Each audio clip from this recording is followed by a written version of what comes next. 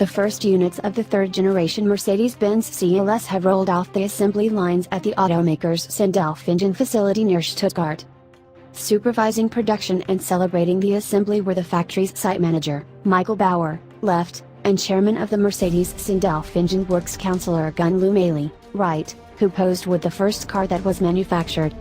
In 2003, with the CLS, Mercedes-Benz created a new vehicle segment that for the first time combined the elegance and dynamism of a coupe, with the comfort and functionality of a sedan, the automaker said in a press release.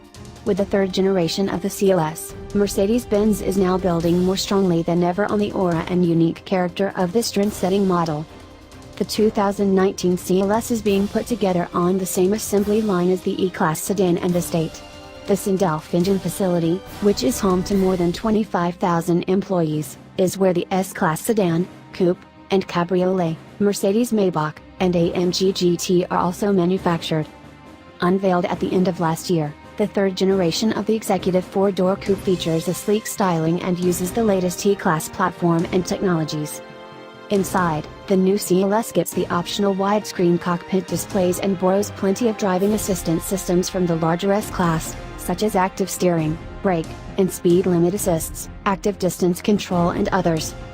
Powering the third-gen CLS are two diesel and two petrol engines, with outputs ranging between 286 PS, 282 horsepower, in the 400D, and 463 PS, 456 horsepower, in the AMG 53 range topper.